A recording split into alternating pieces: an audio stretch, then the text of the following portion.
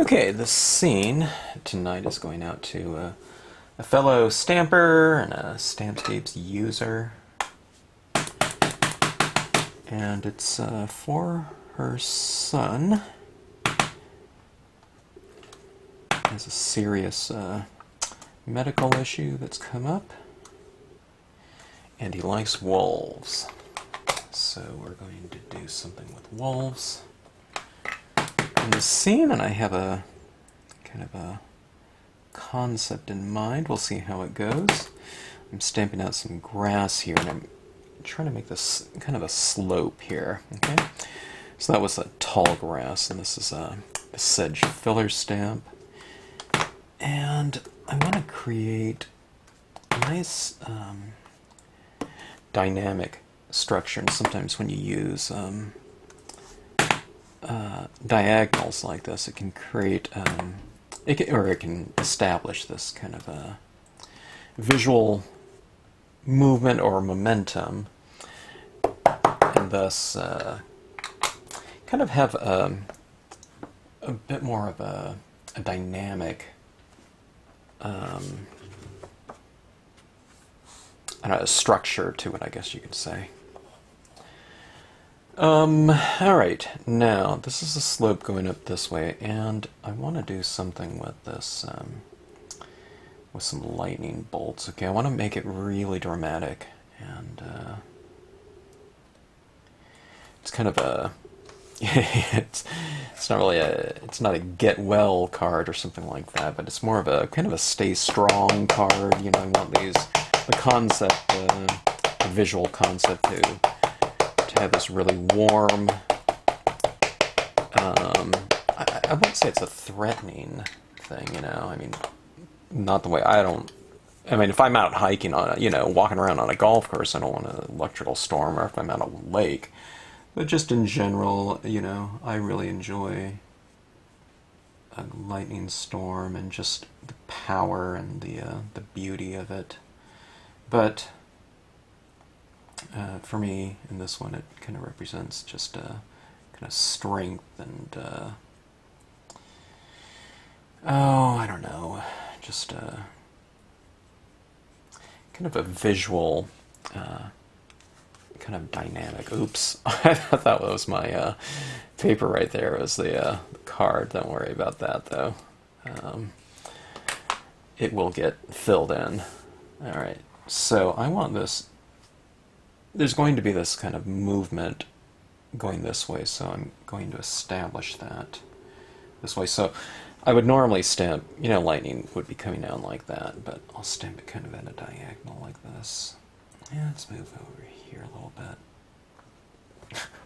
I never saw so much kind of just lightning going in every which direction until I was teaching classes out in Columbia, or is it Columbus? Columbia, right? Missouri.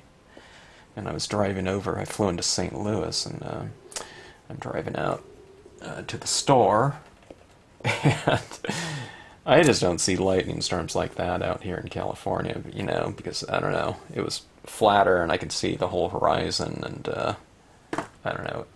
I was treated to a show that night I got out there, but wow. I just wish I could have watched it. You know, I was driving, so I had to be careful with that, but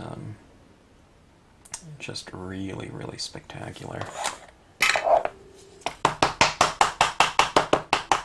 Seemed like it filled up the entire, you know, sky. Okay, so anyways, I am, failed to mention, I am coloring this with a dark brown.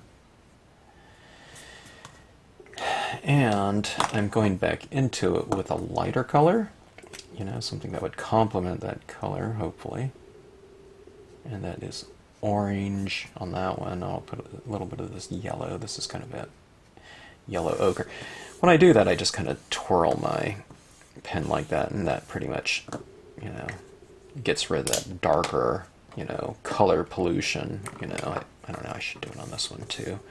I usually don't worry about it too much. These Marvy pens are really, you know, quite juicy and whatnot, and I can just roll off the color. And I get the benefit of that really nice blending of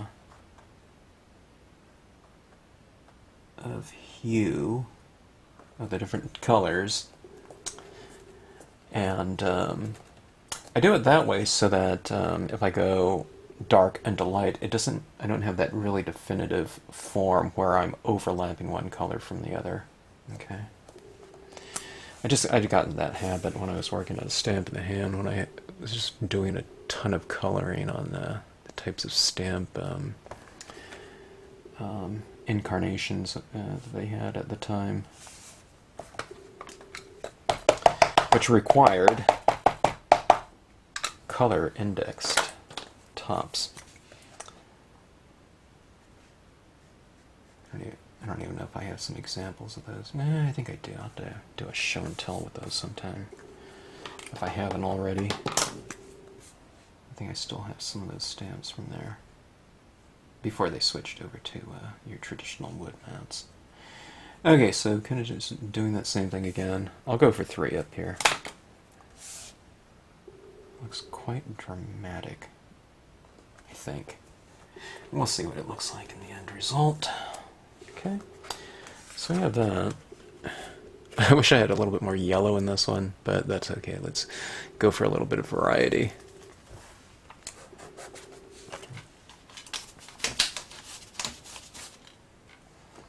Alright, so we have that. Let's fill in with some additional cloud form, okay?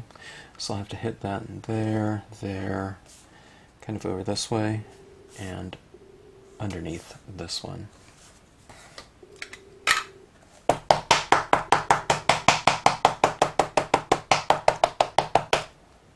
If you watched my last video, or previous 2, where I just kind of start off with some blotchy test swatch pieces of paper, you'll know why that little mark on there just, won't matter at all. You just kind of blend everything together anyways.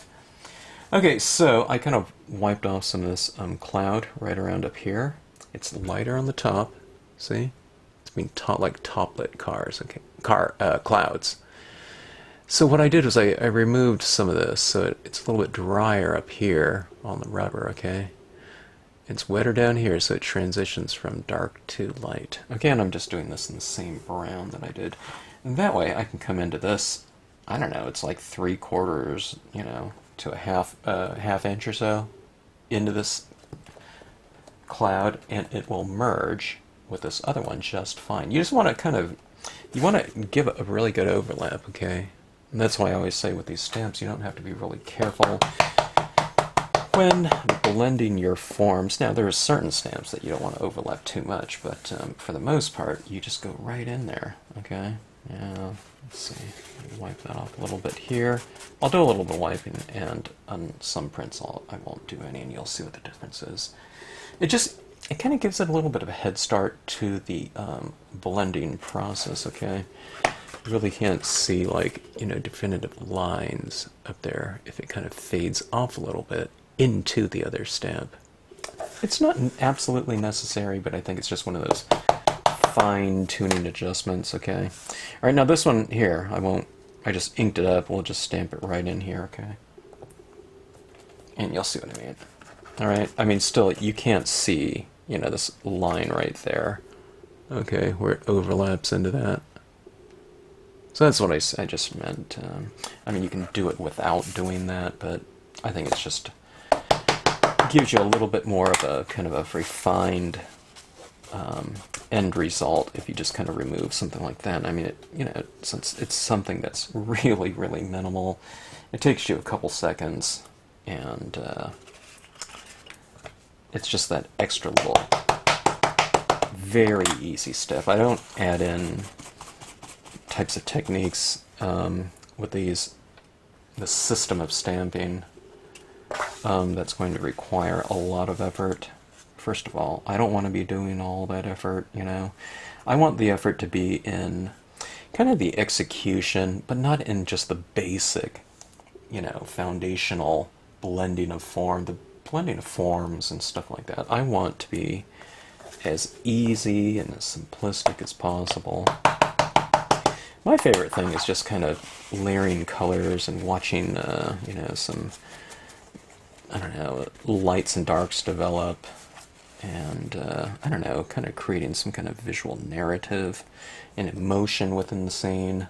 I don't want to be fighting, you know, with my compositions and just you know, bringing a bunch of stamps together. That's not my idea of fun, so it should be really easy. Okay? And this is not for people who are watching this, you know, these lessons like this, but what makes it really hard for people that, if they just got all these stamps and they've never seen them used before, their tendency is to think, okay, I got to line up this line right here perfectly with this line, you know, from, you know, the lightning stamp. So if they keep doing these things like this and line things up, you know, like perfectly, like it's a jigsaw puzzle, it tends to create, you know, you inevitably get some, you know, some gaps in between your imagery, which isn't really too big of a deal because we end up, you know, bringing in additional color into it anyways, you know, with whatever kind of medium you're using. It could be pastels or watercolors. In my case, it's dye-based inks, unless you're watching my mood and media series of videos where I'm trying a lot of different types of media, going for different looks. But all that blending of color and form, you know, layers of whatever hue that you introduce in there, that blends things together anyway. So even if it doesn't blend together really nicely on your scene, you color it all together and it comes, you know, there's a lot of forgiveness, you know, and what you might be doing and how you do it and how it comes out during the during the process. Okay, so we have 3 different bolts of lightning. Those are going to be my sources of light within the scene. Does that make sense? You know, the lightning bolts, if you look out, you know, in a natural environment, they would, you know, typically be the lightest thing you would see in the landscape. Okay, so I am going to be careful to not color these out when I start applying my inks, so I'm going to avoid those. Okay, I'll bring in my wolves and things like that after. All right, I just want to get down some color on this at this point in time.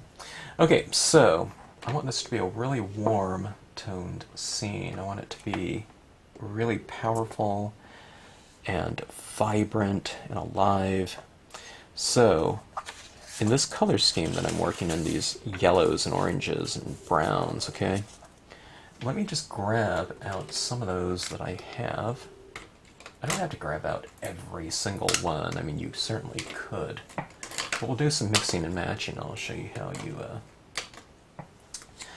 can kind of coordinate your color scheme, okay? So this is really easy. This is why I used to use these Marvy pads in my workshop supplies. But do you see how this goes from kind of light to dark? The ochre, I don't know if that one's lighter or darker than that orange. They're about the same value, you know. So if you can't tell, then it doesn't matter where it goes, you know, in your process.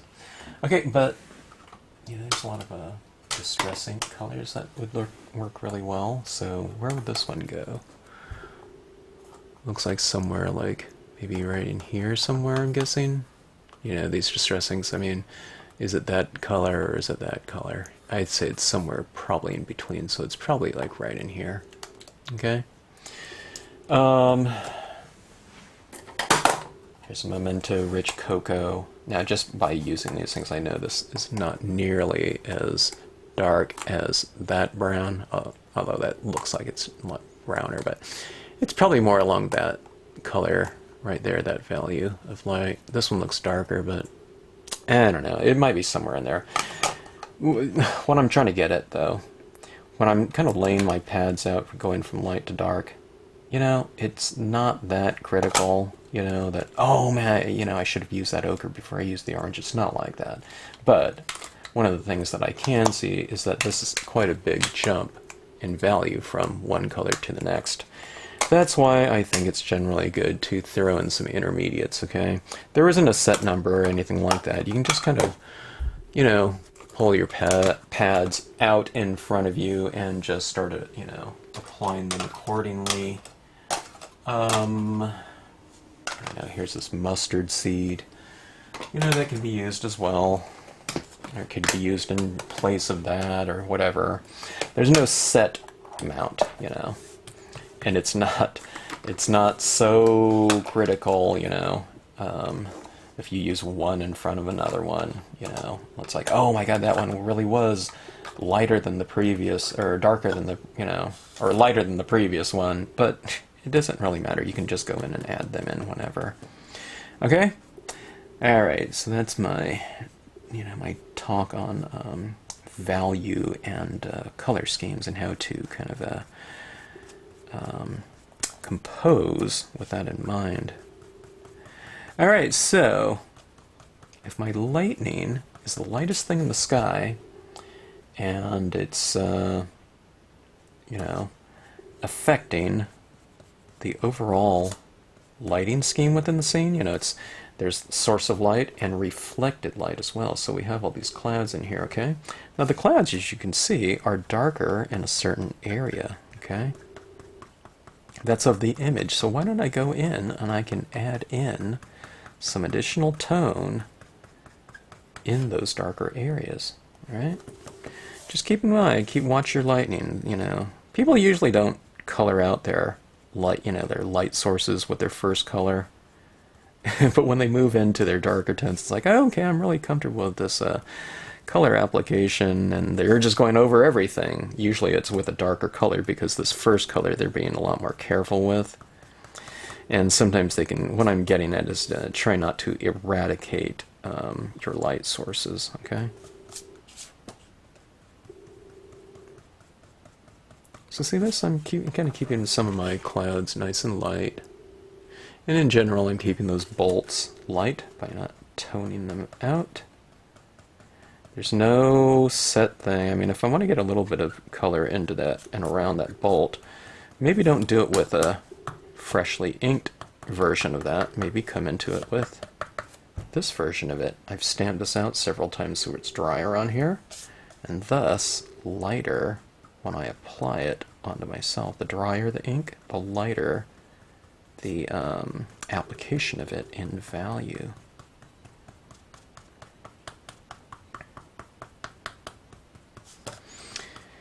Alright, so starting to, you know, address that little mistake there.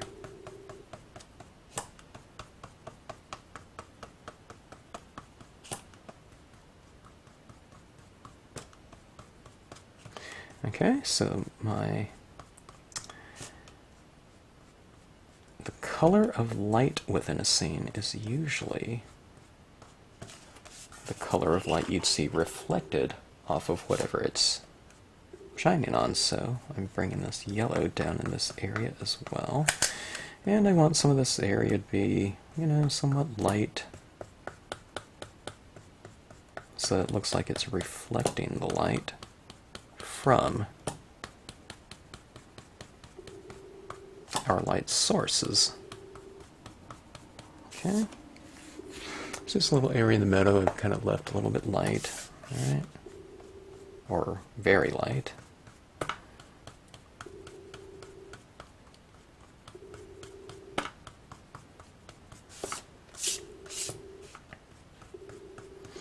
Someone mentioned to me the applicator and how this works really well for me, and they haven't gotten the feel of it, okay?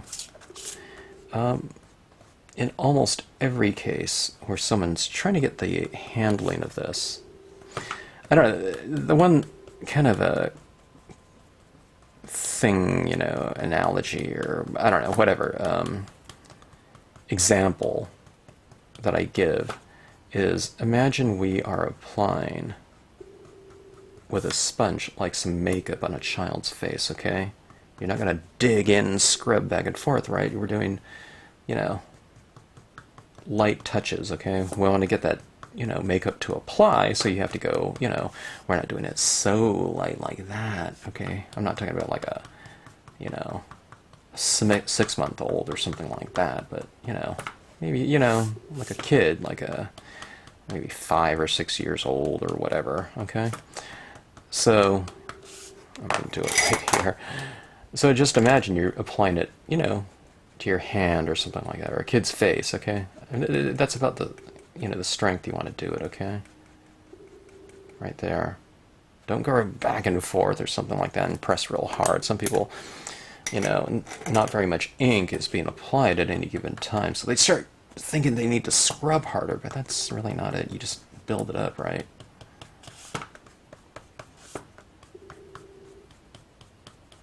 So just kind of let it happen. Don't get impatient. Or don't hurry it, you know, and you'll be fine. Okay, now that being said, I applied a lot of that color down. You're not going to have to apply that much color with your darker tones, okay? Because that first color kind of establishes the kind of the overall lighting scheme, and it kind of moistens the paper, the surface of your paper, because it's starting to get a little bit kind of super saturated in the paper. So, I mean, with this color right here, I figured that's all I really need for this one, okay? So you just keep moving on. Okay, this is ochre. See, that's just a little bit darker. But you see how that really spreads out very easily now, okay? So, and it's because I laid down enough of that first color, alright? So, we won't need too much of this. I might not even need to re-ink this ochre. I don't know. I'm still getting, I mean, this is only the second, you know, what is that, third color, so I'll probably get, you know, some decent coverage with it. But when you start moving into the darker tones, it's, you know, it's usually not as, you know, you don't require as much coverage with it, okay? Because it kind of spreads out. After a while, it's almost like kind of applying wet into wet ink. Okay, kind of see the lighting scheme maybe starting to develop, you know, at least a little bit. Here's this orange. It's really similar to the orange, if not the same exact color that was in that pen that I used in my impressions there. Ooh, I hardly ever use orange, so there's a ton of ink in that pad. Better be careful not to overdo it. I don't want to eradicate all of my lighting that I've established by not toning over it with my other colors that I've used so far, so try to retain that still when you get into your darker tones. Remember, kind of your inking of this applicator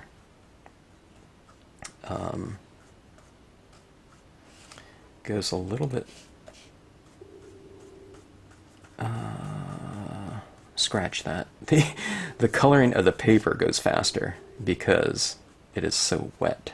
So when you, in other words, when you lay down some color like this, all right, it really spreads out far because it's not, the paper isn't absorbent as it was when it was still, you know, just a dry piece of paper.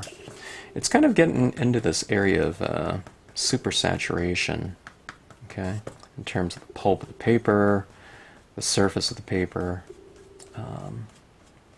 So you just have to be really careful about that. Like a streak like this with my lightest of color might have resulted in a very dry, almost nothing, you know, streak of that color, okay? But now with this one, because the paper is so wet, it's really spreading out much farther because it's not absorbing quite as fast as it did, again, when it was wet.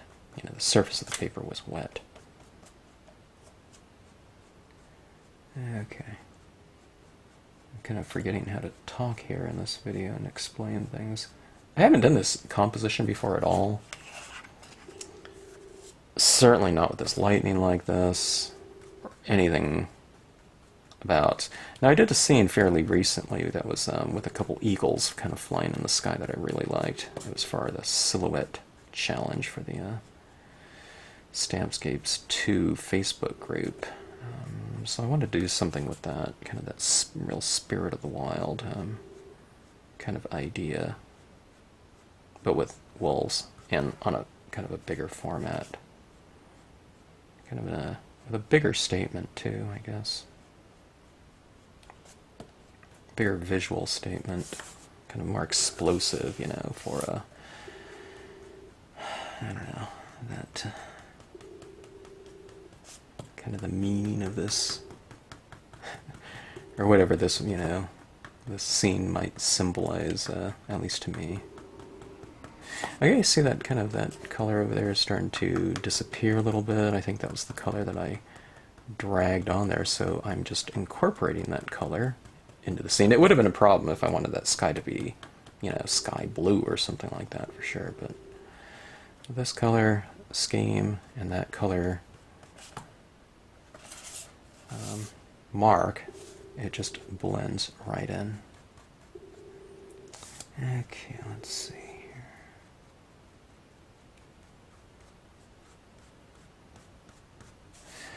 Okay, kind of getting around here. You see the kind of the lighting scheme starting to kind of reveal itself, at least a little bit. Alright, let's check out this walnuts and let's see what you can do. I tell you what, I'm going to switch off to my dry piece because there's so much orange in here right now. If I dabbed into my walnut stain, I don't know how much would apply. Okay, now I can barely see it. I think that orange and this walnut stain are about the same value, but for me, it's giving it that kind of more mellowed, aged look to this area. I didn't want it so hot orange, okay, so this, you know, kind of more dull and dark color in the walnut stain is really doing the trick. And when I say dull, I don't mean kind of interest-wise, or it doesn't mean boring, it just means there's not as much intensity to it in terms of the brightness of the ink, okay.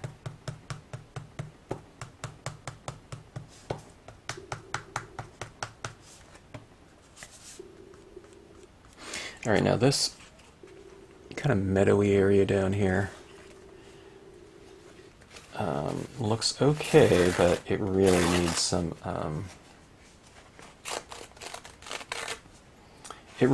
variation. So I'm going in here with that torn paper towel technique, okay, and masking some of this off, and we'll try to get some additional texture into the scene, okay. I don't know if this color's going to do it. I'll probably have to go a little bit darker, but I usually start off with one color, and if I need to go darker, then I will. So that little bit right there, it's a little bit varied.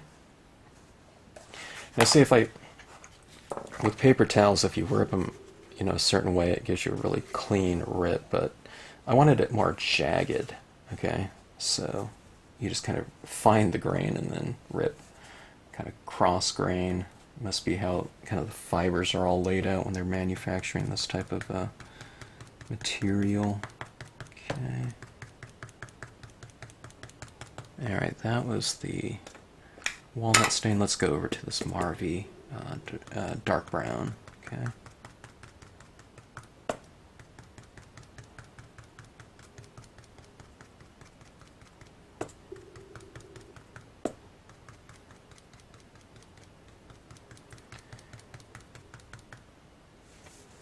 Okay, see that right there?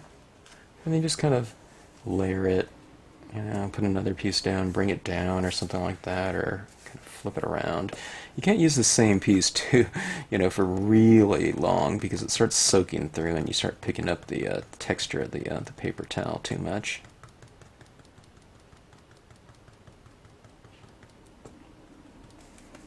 So if you have the perfect rip, it might be a little bit short-lived, depending on how much, you know, layering you do with it, how much masking you do with it. Okay, see this right here? So that kind of variation, that type of technique is often used for clouds as well, mountains in the distance, all kinds of different looks. Oops, here we go.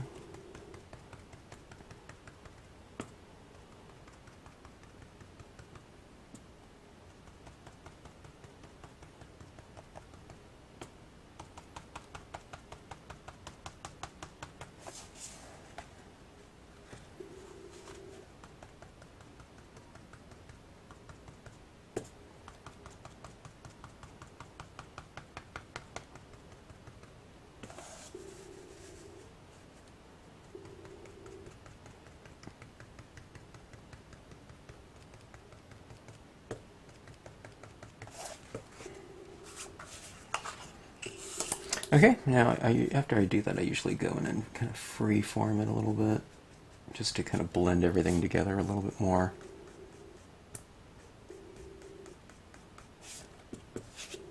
I tell you what, I'm going with the dark brown right here, but I think some of the lighter brown, it's just called brown, would look good on here too. I think I've done all I can with the walnut still shows up okay. To give that kind of more mellowed, rich look. There's no set amount of ink layers, okay, that you have to use.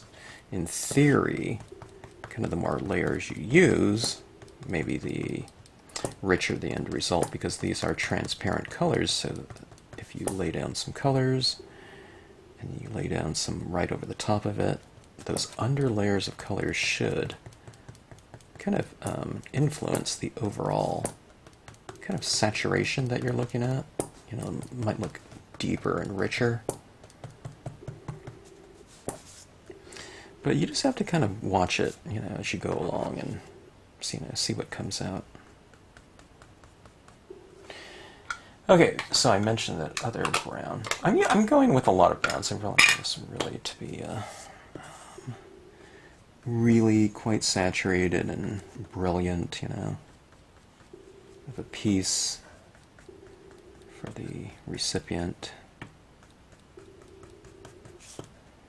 So I am really going to take my time and work through some additional layers. If this was a quick card scene, I think we can come up with something very effective like this, but maybe it just wouldn't have quite, the depth and richness as something that has, twice as many colors used in it. Sometimes you can't tell, but sometimes you can. And especially if you spray seal your pieces, you get the benefits of all that layering that you've applied really shining through, because sometimes when these cards dry, they dry a little bit dull, but just spray them and they'll look great.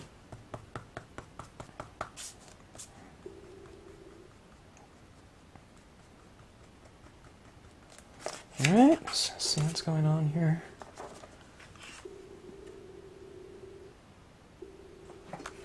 Okay, now let me do something here. Okay, I'm going to mask off this ridge line, and I think I'm going to create a stronger separation between the sky, or I'm going to attempt to, at least, between sky and land.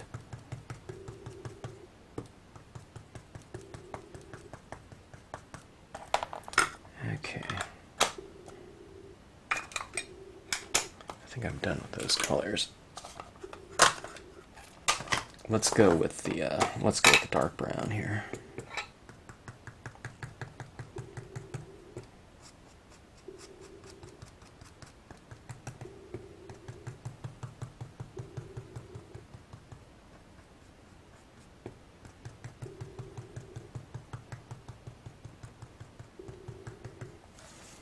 Okay, see that? It's a little bit of a stronger ridge line right there. creating that separation. It's okay to, if you can't really tell, you know, where sky ends and the land begins, or vice versa.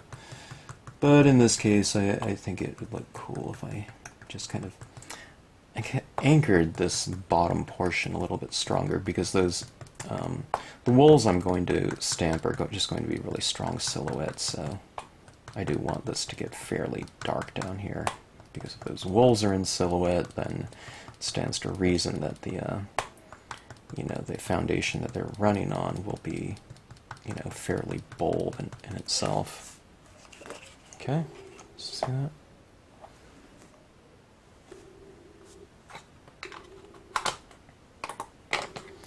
Alright, let's move up to black. Okay, getting pretty dark here.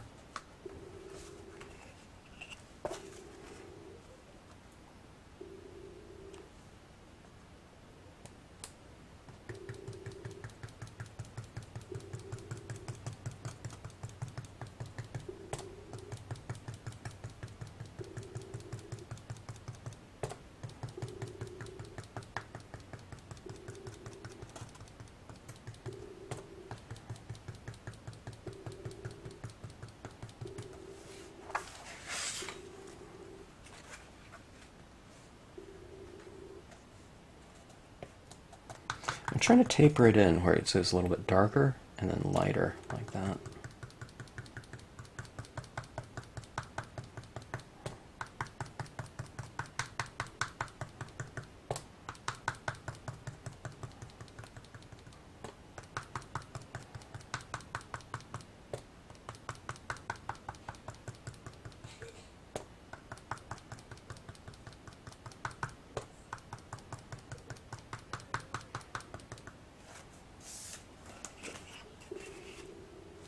Okay, how's that looking? Alright, now let's bring this right around in our sky too, and we'll kind of really start to kind of focus in on those bolts. The darker you kind of take the area around something, the lighter and brighter, I guess, and kind of more kind of in the spotlight those objects will look, okay? We used to call it, I don't know, something like making something pop, okay? If something isn't standing out, you make the area around it darker, and that way, by contrast, those areas or items, forms, whatever, will stand out even more. And contrast is a good way to do that. It's a really easy way to do it. It's the fastest way to make something really stand out. It's kind of like putting the spotlight on it, but instead of doing a light, we're working with dark, so you kind of just darken the area around it, okay?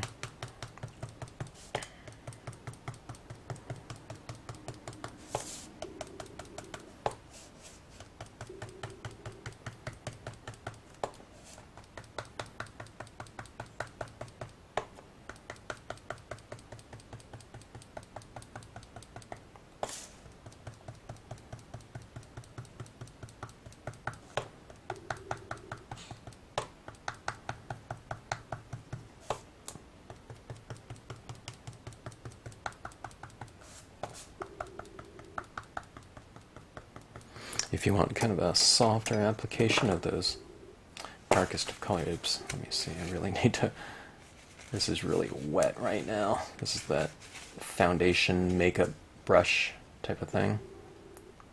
And I just washed all my stylus tools out today, and as well as this brush. And if there's too much water in it, it's going to be a little bit diluted, but you just kind of take it like this, and you can really build up, you know, a lot of tone with this type of foundation. This is still a little bit wet. It's damp, so it's not getting quite as dark as I want it to. And I can see a lot of water going on there, but yeah, I guess it is. I think it is getting a little bit darker. But see, sometimes I can come in with this underneath something very effectively and around something, because it doesn't apply as much ink as the stylus tool does at any one time. So if I have a lot of ink to do, and a lot of times I do, I like to have something, an applicator that's going to be more absorbent and applies things in a quicker fashion. But sometimes for little detailed areas, I find that these types of brushes or applicators work very nicely. Some people do a little swirl too, and you can get some really great texture out of it, and maybe that would kind of expedite the process as well.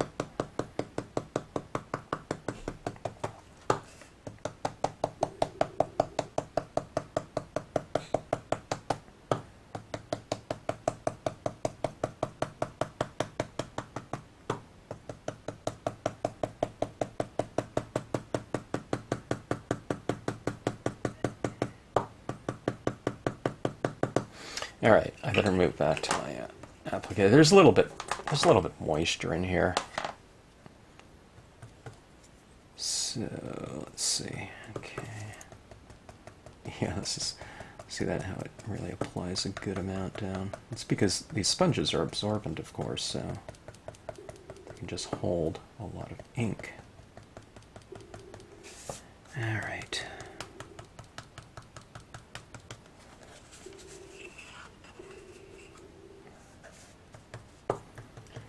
By making these a little bit darker too, you make the lighter things seem lighter by contrast.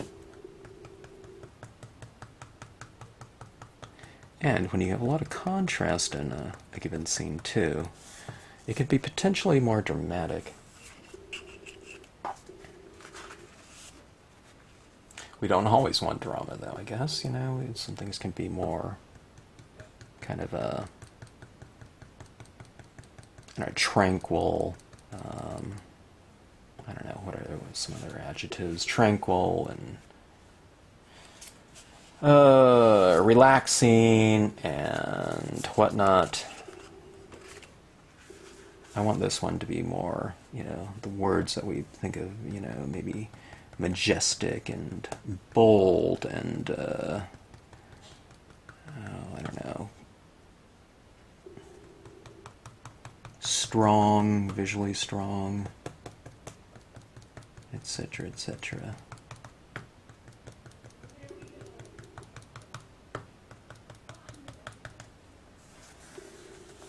Okay.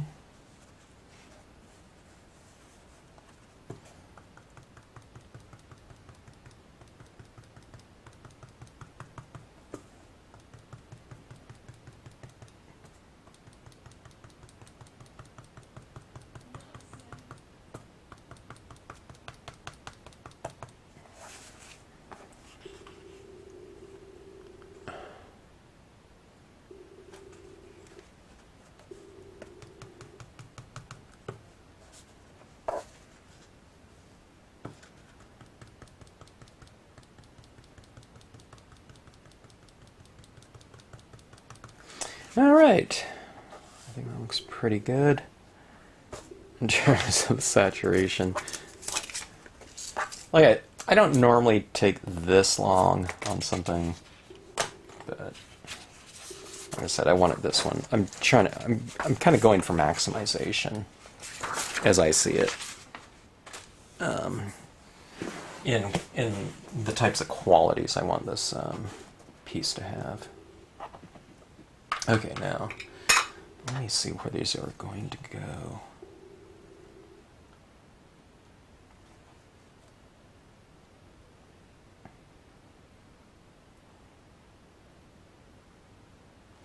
Okay.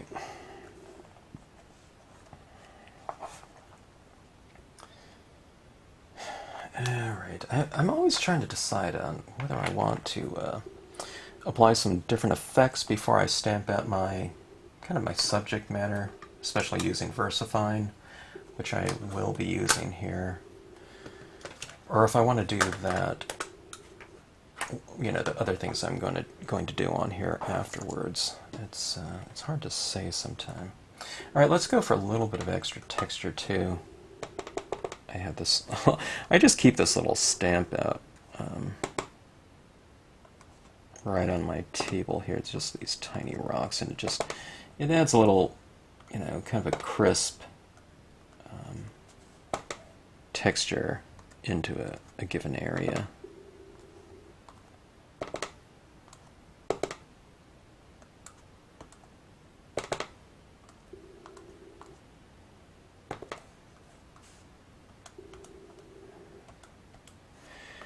Okay, and I just stamped that out in, oh, that was black. I didn't know if it was dark brown or black, but there it is right there.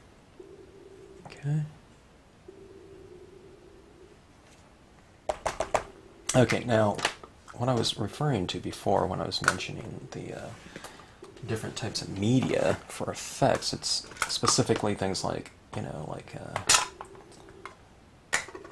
white pigment ink, or whatever color pigment ink I happen to be working in. And this is to kind of create a bit of a glow here. Now see, I've left these bolts just the white of the paper, right? And I think that's way too much ink right here.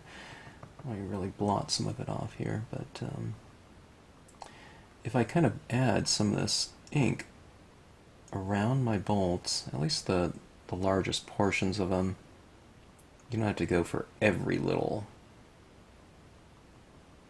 area where it kind of bisects, but if you add this in here, it kind of creates a little bit of a glow and illumination. Like, it's illuminating the moisture in the air, which is the clouds. So you see that right there? You can see it in the parts where I didn't apply it, but you can see the difference over here, having none. Now let's apply some to these bolts as well. And by doing that, again, you just put this little translucent layer. You don't want a big blob of it, right? This is something, watch this right here. See that right there? I went like 4 taps, you can't see a thing. But if I tap more, with the same pressure, but I'm just doing it now, I don't know, 15, 20 times, can you see that kind of that application of it? Where now it looks like it's really, really kind of illuminating that area, and it's done in a very thin layer. I'm just, you know, tapping it, I don't know, 20 or 30 times in that little given area, but that gives me a lot of control. If it takes 20 or 30 taps, you know, you don't have to be like really patient or anything like that. 20 or 30 taps, this is like 1, 2, 3, 4, 5, 6, 7, 8, 9, 10, 11, 12, 13, 14, 15, 16, 17, 18. I don't know, what was that? Like 5 seconds or something like that per bolt. See that illumination right there? Now let's do some over here. This one's bigger, so let me kind of readdress that. Okay. Kind of apply a little bit more than you think you'll need, but don't have it just, you know, a big blob of paint or, you know, there or something like that. It kind of looks, you know, really out of character, okay? See this right here? I'm just kind of dabbing it down. I'm kind of following that bolt. So it looks like that area is illuminated. And then you can put it in some areas. If you've retained some of the white of your clouds, you can put some of that on there too, where that cloud is being illuminated.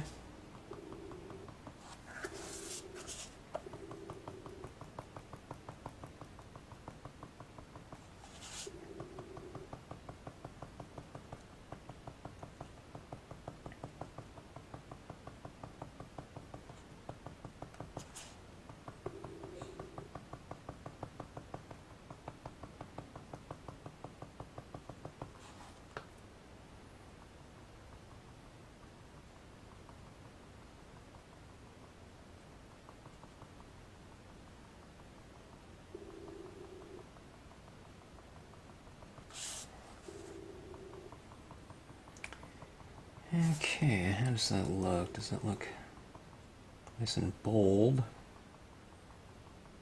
yet kind of soft too, in terms of that lighting in there? Hopefully it's a little bit of both.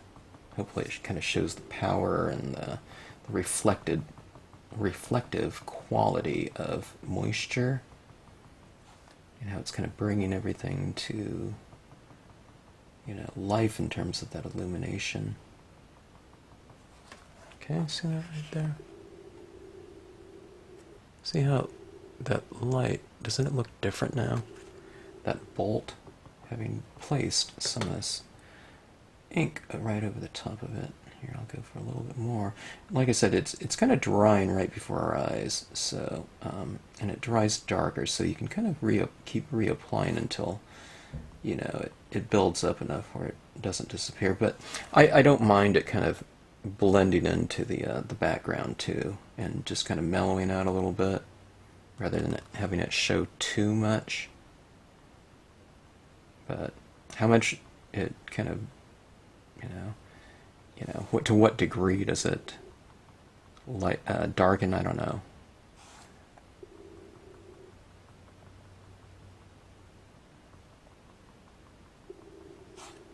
Okay. Anyway, so that is that. Alright, I think it's time for the stars of our scene. And I do want to bring some other things into this meadow in the form of some crisp grass and things like that, but I really want to see these wolves first. Okay, I have 2 pairs of them like that. I thought I'd go something like this. Okay, so this one will be down here a little bit. Alright, the VersaFine is just a really, really dark, bold ink.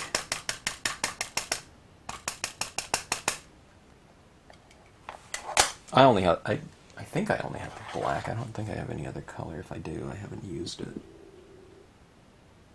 Okay, let me see how these are going to fit here. This is just how I do my my composition. I just kind of hold things out. Am I hidden in front of the camera? There we go. Back up a little bit here.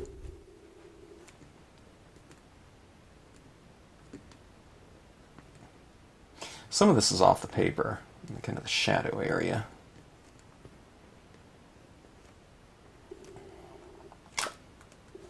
Okay.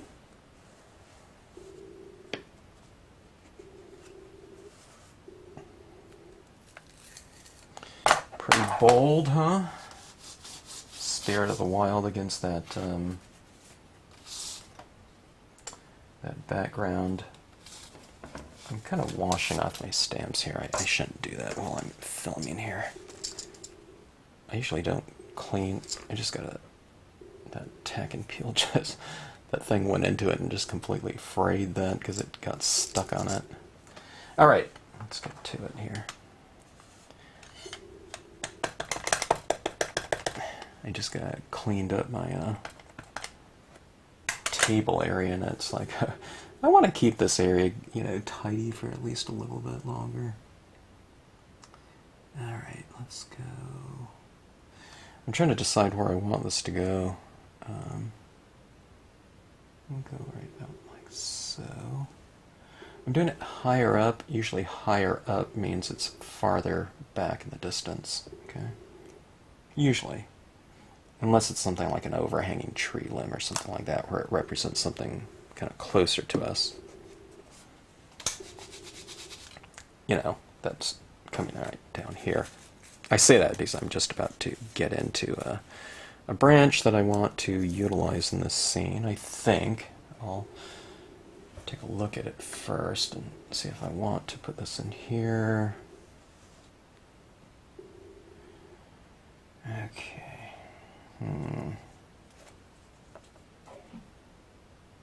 I don't know if I do. I need one of those. Yeah, that doesn't look too bad, but I don't think so. I want to keep them. This is perfect though in terms of the shape of it. It doesn't look too bad like that.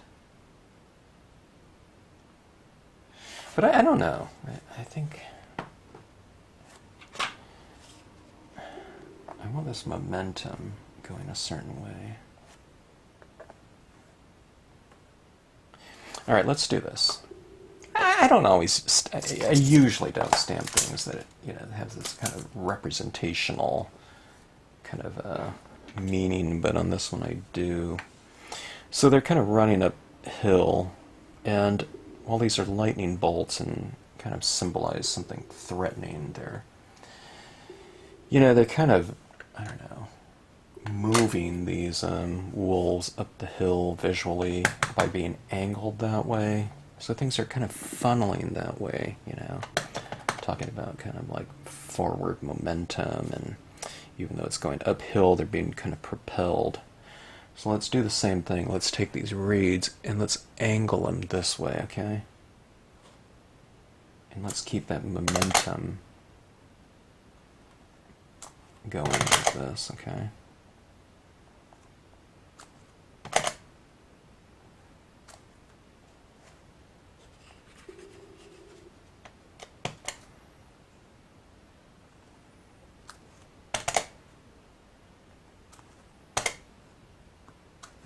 So if there's kind of things are angled that way, it means that they kind of have the wind at their backs, right?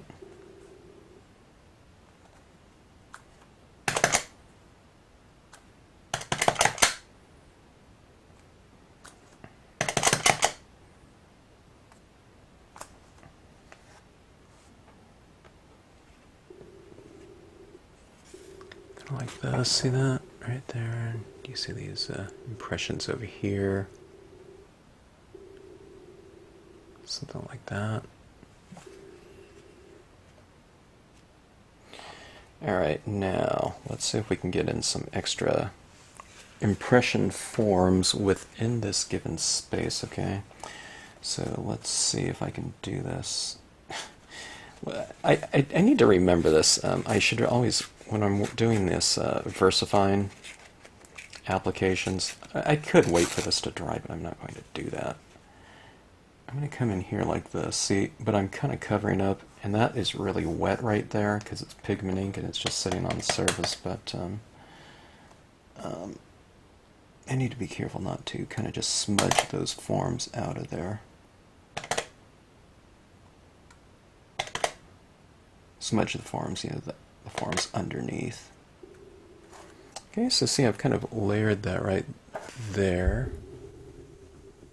So you put the kind of the crisp element back into those given areas that you've kind of, you know, filled up with a lot of tone and I don't know, value and intensity with all those you know, those different colors that we've laid down. Sometimes it can look, I don't know, a little bit muddy, but muddy in terms of, you know, there's just so much ink laid down, and it's certainly rich and vibrant as a result, but I like, you know, to have some crisp form in my given areas.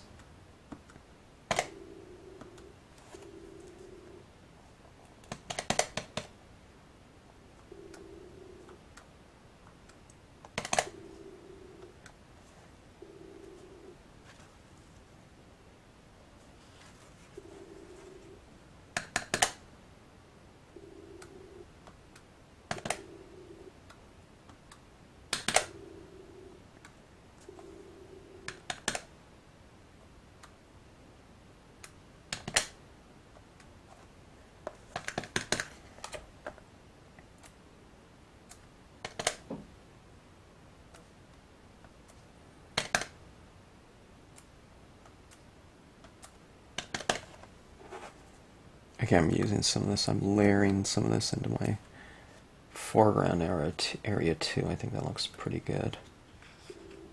Alright, so see this right here? So we've kind of reiterated what was going on in our grassy area down here with some kind of some taller, crisp forms, okay? And there's a lot of glare in here, but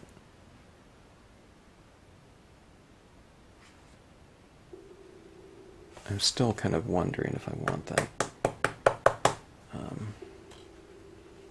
other form in there. That would be kind of interesting.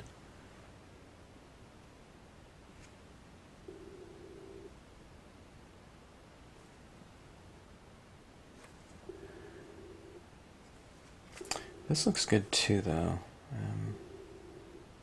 I think not, though. Alright. So let me see if I want to add in anything else here. Like into this grassy area. Let's do this. Let's go with, there's some really bold applications of that grass, you know, the reeds up there. Let's layer this a little bit too with some bolder impressions of this tiny rock stamp as well.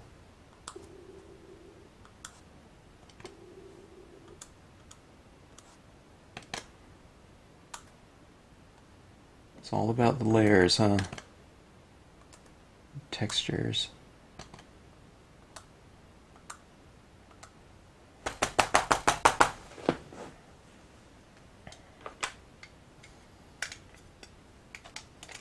All right.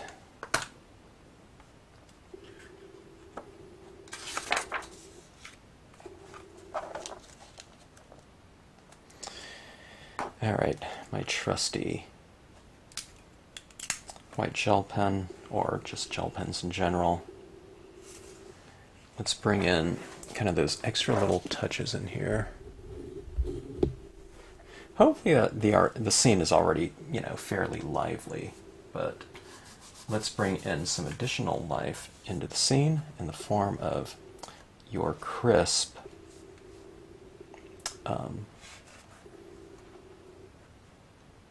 light details, okay?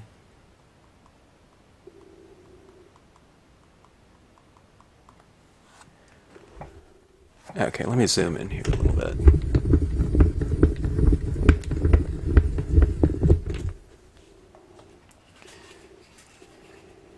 So those little highlights on the surface. So if you have these kind of darker little embellishments in a given area, then you can do the kind of the complement of that in the same shape in some cases, you know, in the form of these little dots or whatever. It can represent things, you know, that lighting in here, that dramatic lighting kind of shining off the surface down here. It shows up in the darker areas quite a bit, but sometimes it's a little bit too extreme, so sometimes I like to add it in my lighter areas, and then I kind of taper it into those darker areas, okay? So you add more in the light area because it barely shows, and then as it kind of moves in those darker areas, you just kind of space those dots out a little bit more, okay?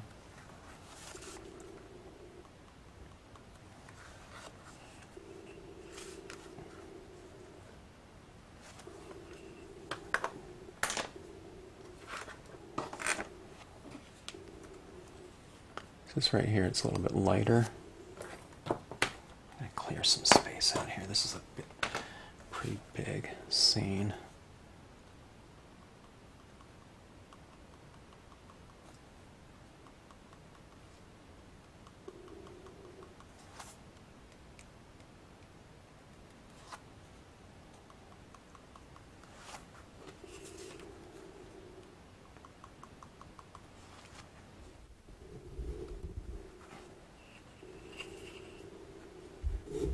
Okay, I need to readjust. Now that the scene is fairly dark, my camera is set for a different exposure, so I need to turn this down a little bit. Okay, that's a little bit better. So it's a little bit darker, and that's the way it, you know, the scene really is. Okay, I had it exposed one step up from that. It's because all this white reflects so much light, I have to really turn up my exposure when I start off these videos. But sometimes when I'm done, you know, it's not really reflective of you know, the right exposure, and everything looks a little bit lighter if I don't forget to compensate for the how dark the scene becomes. Okay, so we have some of that highlighting down there. Let me add some. I can kind of just go and re-establish some of these bolts if I ran some color over the top of it. But I can have some of these clouds reflecting that light as well.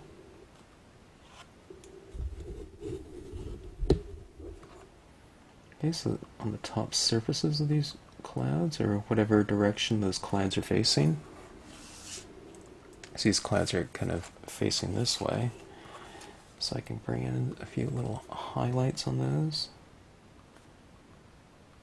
On the side that is facing it, it's just right on the top surface of it.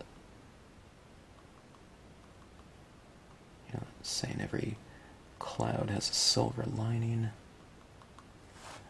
type of thing.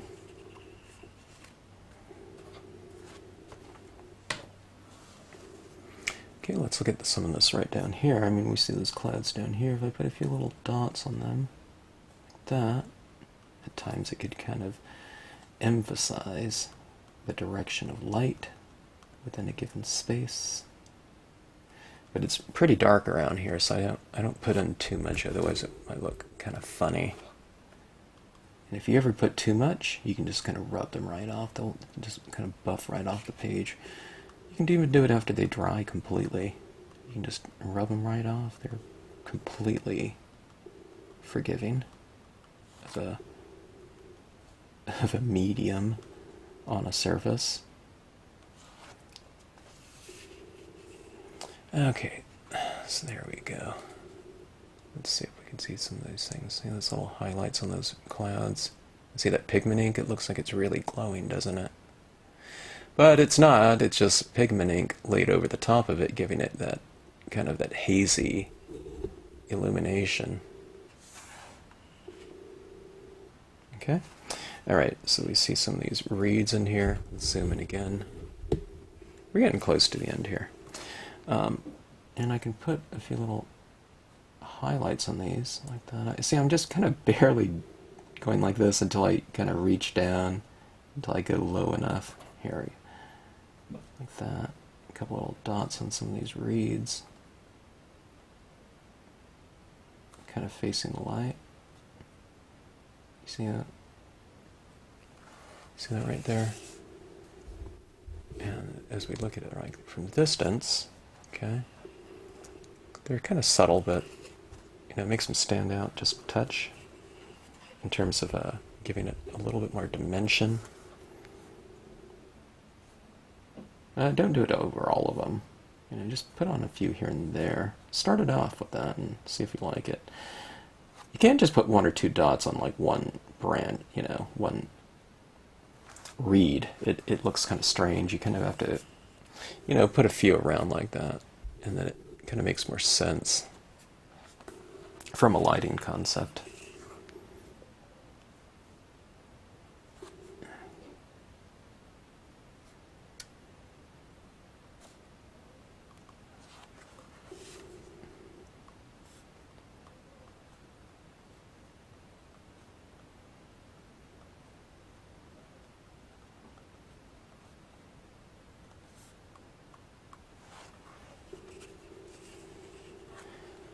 All right.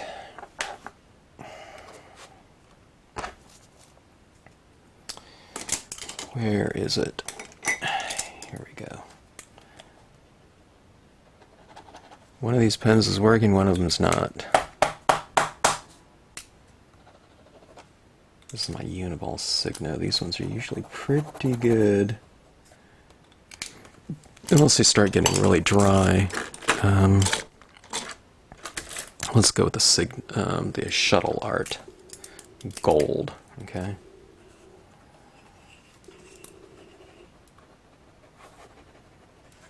Gold embellishment in this kind of color scheme is really fantastic. I just have these little dots here and there. They're metallic, so they don't really stand out until they,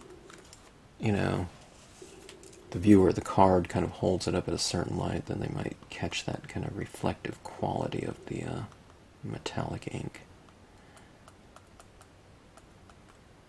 And those are very kind of, they're almost kind of like little subconscious marks within a given space, but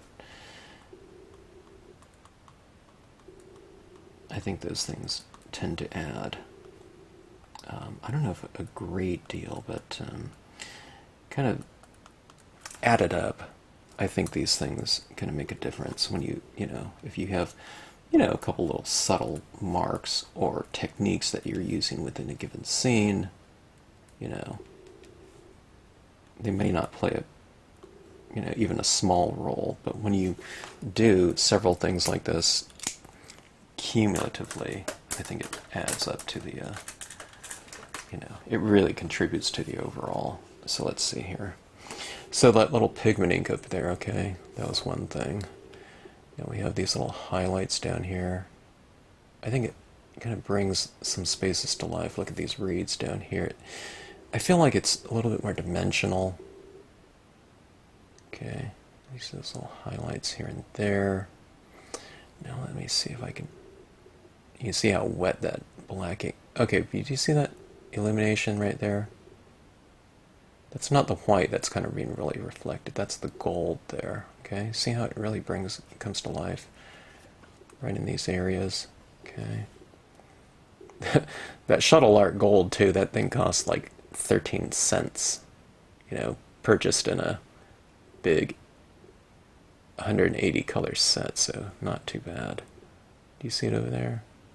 I have it underneath my running wolves too. Down there. Okay, but see that? I mean, it doesn't really stand out like this, right? Because we don't have that kind of that color glaring off the top, but I don't know. I really like those old types of embellishments. Okay, so running strong, I don't know, Spirit of the Wild. I don't know what we'll call this one, but anyways, I hope the recipient likes this one, and I wish them the best. And I hope they like this card since they like wolves. So I have another scene to do for someone else in that family who had an unfortunate thing happen. Unfortunately, well, not unfortunately, but the strange thing about it is it's going to be the exact opposite of this card, you know. They were attacked by a couple dogs, and they got hurt, and so they're kind of rehabbing, and so hopefully the two scenes won't get mixed up, and it'll go to the, you know, the correct, appropriate recipient when it arrives there. So one more scene to do, and that'll be my next one. And I don't know, this one was really fun to do, and I like the end result. I like the, I don't know, just that strip like that, kind of at an angle, and everything else going at an angle, so everything's kind of funneling in a certain direction, and those wolves are, you know, running strong. Okay, so anyways, I hope you like this video. If you do, maybe like and subscribe. And if you have any questions on it, drop me a note anytime.